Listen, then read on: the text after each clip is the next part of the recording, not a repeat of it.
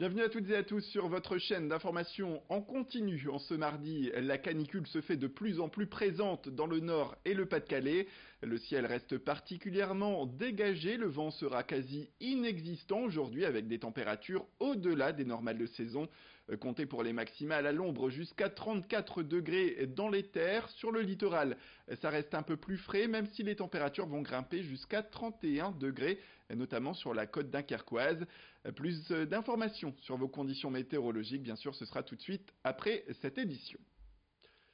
Allez, les titres. Florence Parly, ministre des Armées, était en visite sur la côte d'Opale hier. À Berck, elle a visité les militaires de l'opération Sentinelle qui vise à se prévenir de tout acte terroriste.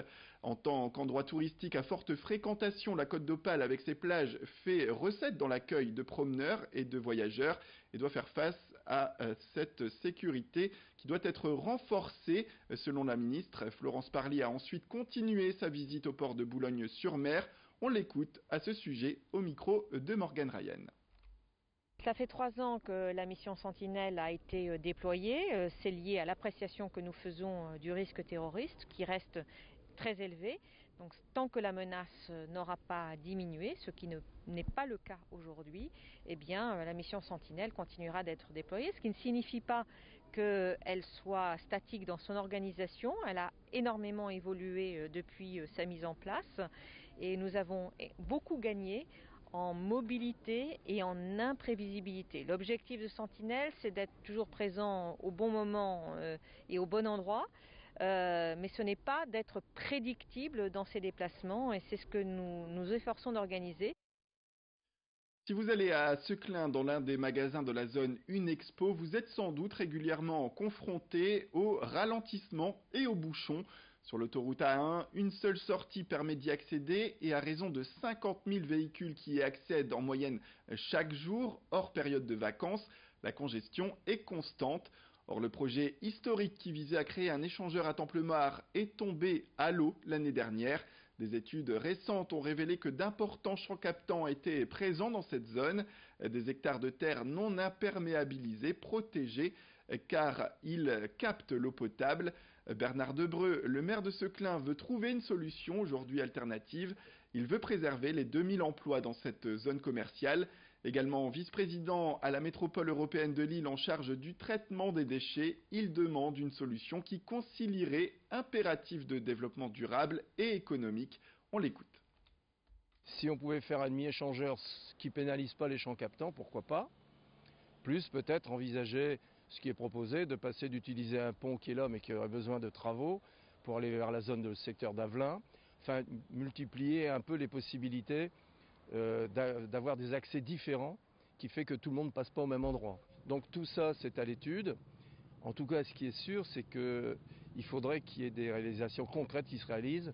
En ce moment, c'est fin juillet, c'est calme, mais on sait bien que dès septembre, encore une fois, nous aurons le droit à tous les bouchons.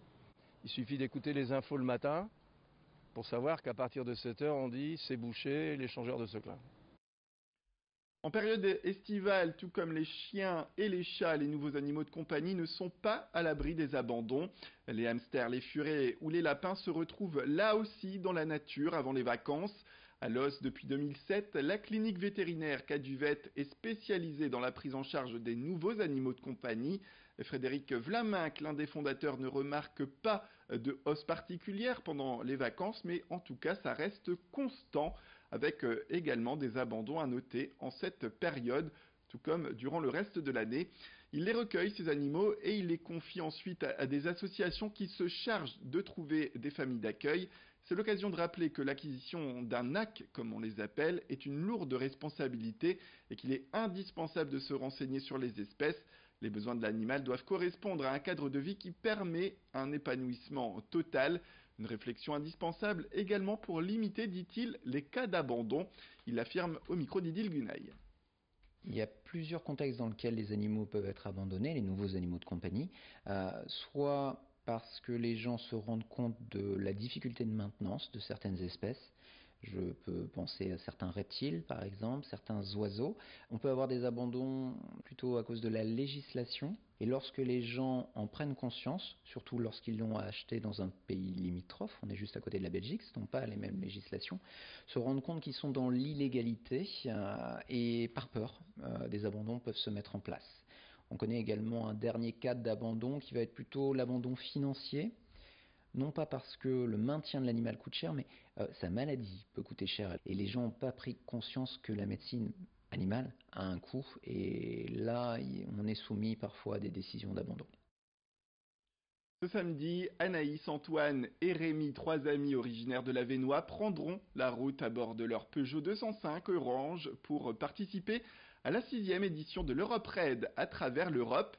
Jusqu'au 17 août, ils vont sillonner 20 pays, principalement d'Europe de l'Est. Le but sera d'acheminer des fournitures scolaires, sanitaires et sportives.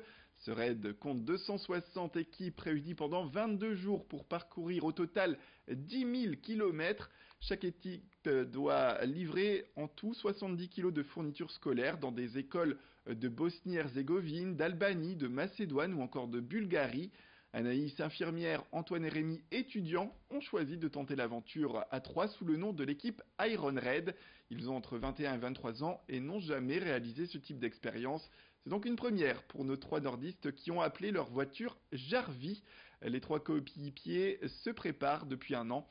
Le départ sera donné donc samedi de La Roche-sur-Yon en Vendée.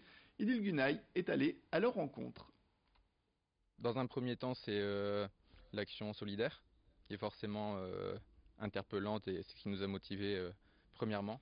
Mais il y a aussi le fait que l'organisation essaye de lier le tourisme à l'aventure. Donc on va traverser certains pays, on va longer des côtes, les bivouacs tous les soirs sont prévus près de monuments, sur des plages, sur des lieux intéressants. C'est pas du tout une course, toutes les équipes se suivent, mais ensuite on aura un journal de bord.